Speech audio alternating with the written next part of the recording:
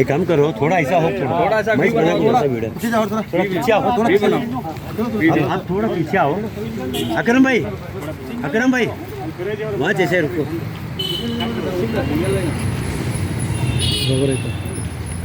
ಬರೀ ಕಡೆ ಆಯ್ತಾ ತೋಡ ಅವ್ರು ಯಾವ ಫೋಟೋದೊಳಗೆ ಇರಂಗಿಲ್ಲ ಬಿಡ್ರು एक मिनट रुको, मैं वीडियो बना रहा। हाँ फिरोज भाई, एक मिनट रुको, ऐसा ही रुको, सभी शांत। 13 साल से शांत रुको। ಆಗಮಿಸಿದ ಎಲ್ಲ ಯುವತಿಯರ ದಿವಸ ನಮ್ಮ G+ ಮನೆಗಳ ಸಲುವಾಗಿ ಅನಿರ್ದಿಷ್ಟಾವಧಿಯ ಹೋರಾಟ ಮಾಡಬೇಕಂತ ಹೇಳಿ ಇವತ್ತು ನಾವು ಕ್ರಮ ತೆಗೆದುಕೊಂಡಿದ್ದೇವೆ. ಆ ಪ್ರಕಾರ ಇಲ್ಲೆಲ್ಲರೂ ನಾವು ಸೇರಿದ್ದೇವೆ. ಈಗಾಗಲೇ ಡಾಕ್ಟರ್ ಸಾಹೇಬ್ ಅಂಬೇಡ್ಕರ್ ಅವರ ಮೂರ್ತಿಗೆ ಮಾಲಾರ್ಪಣೆಯನ್ನು ಮಾಡಿ ಅವರ ಪ್ರೇರಣೆಯನ್ನು ಪಡೆದು ನಾವು ಇಲ್ಲಿ ಹೋರಾಟಕ್ಕೆ ಅಣಿಯಾಗಿದ್ದೇವೆ. ಇಲ್ಲಿ ಬಂದಂಥ ಎಲ್ಲರಿಗೂ ನಮ್ಮ ದಾಂಡೇಲಿ ಸಮಗ್ರ ಹೋರಾಟ ಸಮಿತಿ ವತಿಯಿಂದ ತುಂಬ ಹೃದಯದ ಸ್ವಾಗತವನ್ನು ಮಾಡ್ತಾ ಇದ್ದೇನೆ. ಈ ಸಂದರ್ಭದಲ್ಲಿ ನಾವು ಇವತ್ತಿನಿಂದ ಈ ಒಂದು ನಮ್ಮ ಮನೆಗಳದ್ದು ಇರ್ಬೋದು, ನಿವೇಶನ ಇರ್ಬೋದು, ತಾಲೂಕಾಗಿ ಸುಮಾರು 5-6 ವರ್ಷ ಆದರೂ ನಮಗೆ ದಾಂಡೇಲಿಗೆ ತಾಲೂಕು ಬಂದಿಲ್ಲ. ತಾಲೂಕು ಆಗಬೇಕು ಅನ್ನುವಂಥದ್ದು ಕೂಡ ಆಗ್ರಹ ಇದೆ. ರೈಲ್ವೆ ಎದ್ದಿದೆ, ರೈಲ್ವೆ ಚಾಲೂ ಆಗ್ತಾಯಿದೆ ಈಗ ಶೀಘ್ರದಲ್ಲಿ. ನಮಗೆ ಮನೆಗಳದ್ದು ಡಿಲೇ ಆಗ್ತಾಯಿದೆ. ಅದಕ್ಕೆ ನಾವು ಇವತ್ತು ನಮ್ಮೆಲ್ಲ ಜನರಿಗೆ ನ್ಯಾಯ ದೊರಕಬೇಕು, ಯಾವ ಫಲಾನುಭವಿಗಳಿದ್ದಾರೆ ಅವರಿಗೆ ನ್ಯಾಯ ದೊರಕಬೇಕು ಅನ್ನುವಂಥ ಈ ಒಂದು ಸಂದರ್ಭದಲ್ಲಿ ಅವರ ಸಲುವಾಗಿ ನಾವು ಇಲ್ಲಿ ಹೋರಾಟಕ್ಕೆ ಅಣಿಯಾಗಿದ್ದೇವೆ. ಎಲ್ಲರೂ ಕೂಡ ಇದಕ್ಕೆ ಈ ಹೋರಾಟಕ್ಕೆ ಸಹಕಾರ ಕೊಡಬೇಕಂತ ಹೇಳಿ ನನ್ನ ಸ್ವಾಗತ ಭಾಷಣವನ್ನು ನಾನು ನಿರಂತರವಾಗಿ G+ ಮನೆಗಳ ಬಡವರಿಗೆ ಮನೆ ಕೊಡಬೇಕಂತ ಹೋರಾಟ ಸಮಿತಿಯನ್ನು ಹೋರಾಟ ಮಾಡ್ತಾ ಇದೆ. ನಿರಂತರ ಹೋರಾಟ ಇದೆ, ಎಲ್ಲ ರೀತಿಯಿಂದ ಹೋರಾಟಗಳಾಗಿದೆ. ಬಡವರಿಗೆ ಮನೆ ಸಿಗಬೇಕಂತ ಇಲ್ಲಿಯ ಸ್ಥಳೀಯ ಅಧಿಕಾರಿಗಳು, ಜನಪ್ರತಿನಿಧಿಗಳು, ಶಾಸಕರು ಇದನ್ನು ಕೂಡಲೇ ಈ ಸಮಸ್ಯೆನ ಬಗೆಹರಿಸಿ ಕೊಡಬೇಕಂತ ಈ ಹೋರಾಟದ ಮೂಲಕ ನನ್ನ ವೈಯಕ್ತಿಕ ಮೂಲಕ ಅವರಲ್ಲಿ ನಾವು ಮನವಿ ಪತ್ರ ಮಾಡ್ತಾ ಇದ್ದೇವೆ. ಈ ಹೋರಾಟಕ್ಕೆ ಸದಾ ನಮ್ಮ ಸಂಘಟನೆ ಬೆಂಬಲ ಇರುತ್ತೆ ಅಂತ ಹೇಳ್ತಾ ನನಗೆ ಮಾತಾಡೋಕ್ಕೆ ಅವಕಾಶ ಕೊಟ್ಟಂತೆ ನಿಮಗೆಲ್ಲರಿಗೂ ಒಂದು ಸುತ್ತ ನನ್ನ ಮಾತಿಗೆ ಉಪಾಧ್ಯಕ್ಷರಾಗಿರುವಂಥ ಇದ್ದಾರೆ, ಅವರಿಗೆ ಧನ್ಯವಾದಗಳು. ये अभी जो स्ट्राइक आज शुरू हुआ है, इसका एंड क्या होगा हमें पता नहीं. देयर इज एंड, लेकिन आज से जो हम भूख हड़ताल स्टार्ट किए, जब तक इसका फैसला नहीं होगा तब तक ये हमारा भूख हड़ताल चालू रहेगा. और सब लोग आप आके यहाँ पर रहेंगे, यहाँ पर आके ठहरेंगे, बैठेंगे और हमको प्रोत्साहन देंगे. पुलिस डिपार्टमेंट हो या कमिश्नर हो या तो दूसरा कौन सा भी डिपार्टमेंट हो, हमको सपोर्ट कर रहा है. अभी तक हमको सपोर्ट किया है, पुलिस वाले भी सपोर्ट कर रहे हैं और कमिश्नर भी सपोर्ट किया, लेकिन हमारा फैसला नहीं कर रहे हैं. इस फैसले के लिए अगर ज़रूरत पड़ी तो कमिश्नर को भी यहाँ पर आना पड़ेगा, हाउसिंग कमिश्नर को भी आना पड़ेगा और हमारे DC साहब जो डिस्ट्रिक्ट है उनको भी आना पड़ेगा, तब जाके हमारा अभी थोड़ा बहुत काम हो चुका है G+2 का. बाकी का काम जो है ना 90% पेंडिंग है, 10% हुआ है, 90% पेंडिंग है. वो काम जब तक पूरा नहीं होता तब तक ये हमारा स्ट्राइक चलेगा. आप सब लोग कोऑपरेट करेंगे, सहकार करेंगे बोल के मैं विनती करता हूँ. आप कोई भी व्यक्ति, कोई भी आदमी, कोई चाहे जेंट्स हो चाहे फीमेल हो, कोई डरने की जरूरत नहीं. जब हम तो आप लोगों के साथ है, हमारा मानव अधिकार संगठन तुम्हारे साथ है. ये आपको विश्वास दिलाते हैं, आपको जो भी प्रॉब्लम आएगा हम सॉल्व करेंगे बोल के आशा करते हुए, हमको जो बात करने के लिए, जो शब्द बोलने के लिए आप लोगों ने कहा, धन्यवाद. जय हिंद, जय कर्नाटक.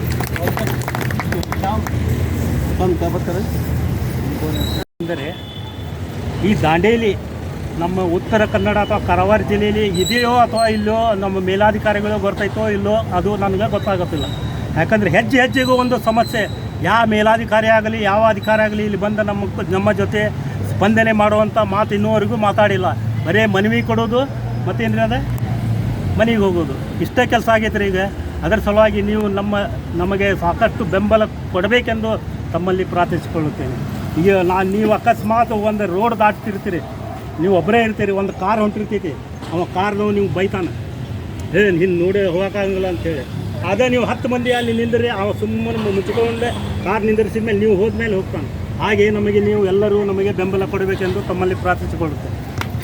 ಸಮಗ್ರ ಅಭಿವೃದ್ಧಿ ಹೋರಾಟ ಸಮಿತಿಗೆ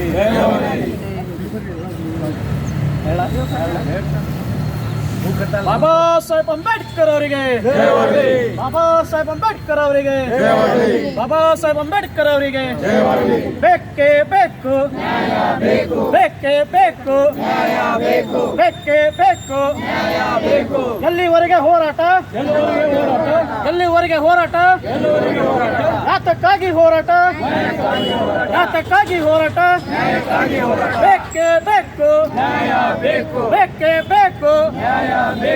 ಎಲ್ಲಿವರೆಗೆ ಹೋರಾಟ, ಎಲ್ಲಿವರೆಗೆ ಹೋರಾಟ, ಯಾತಕ್ಕಾಗಿ ಹೋರಾಟ, ಯಾತಕ್ಕಾಗಿ ಹೋರಾಟ. ಅಯ್ಯಯ್ಯೋ ಅಯ್ಯಯ್ಯೋ, ಅಯ್ಯಯ್ಯೋ ಅಯ್ಯಯ್ಯೋ, ಅಯ್ಯಯ್ಯೋ ಅಯ್ಯಯ್ಯೋ. ಸರ್ಕಾರಂತೆ ಸರ್ಕಾರ, ಸರ್ಕಾರಂತೆ ಸರ್ಕಾರ, ಸರ್ಕಾರಂತೆ ಸರ್ಕಾರ, ಅಯ್ಯಯ್ಯೋ ಅಯ್ಯಯ್ಯೋ.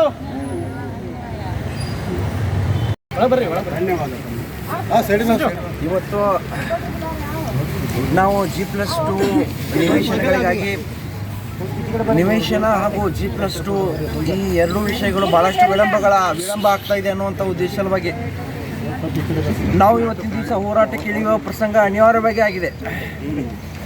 ಯಾವ ಸಂದರ್ಭದಲ್ಲಿ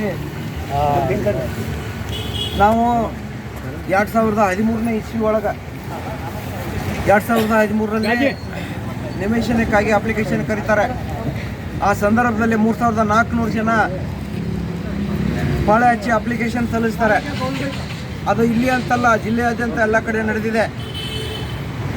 ಇವತ್ತಿನ ದಿವಸ ಹಳ್ಯಾಳದಲ್ಲಿನೂ ಕೂಡ ನಿವೇಶನಕ್ಕೆ ಜಾಗ ತೆಗೆದುಕೊಂಡು ಲೇಔಟ್ ಸ್ಟಾರ್ಟ್ ಆಗಿದೆ. ಲೇಔಟ್ ಸ್ಟಾರ್ಟ್ ಆಗೋ ಹಂತಕ್ಕೆ ಬಂದಿದೆ. ಇಲ್ಲೇ ನೋಡಿದರೆ ನಮ್ಮ ದಾಂಡೇಲಿಯಲ್ಲಿ ಅದು ಮರೀಚಿಕೆಯಾಗಿ ಆಗ್ತಾಯಿದೆ. ಅದೇ ರೀತಿಯಾಗಿ G+2ನ 12 ತಿಂಗಳಲ್ಲಿ ಕೊಡಬೇಕಂತ ರೂಲ್ಸ್ ಇದೆ. 12 ತಿಂಗಳಲ್ಲಿ ಅವ ಕಟ್ಟಿ ಕೊಡಬೇಕಂತ ಇದೆ. 2018ರಲ್ಲೇ ತೆಗೆದುಕೊಂಡ್ರು, 2019ರಲ್ಲಿ ಅದು ಮುಗಿಸ್ಬೇಕಾಗಿತ್ತು. 2025 ಮುಗಿಯಕ್ಕೆ ಬಂದ್ರೂ ಕೂಡ ಕೊಡ್ತಾ ಇಲ್ಲ.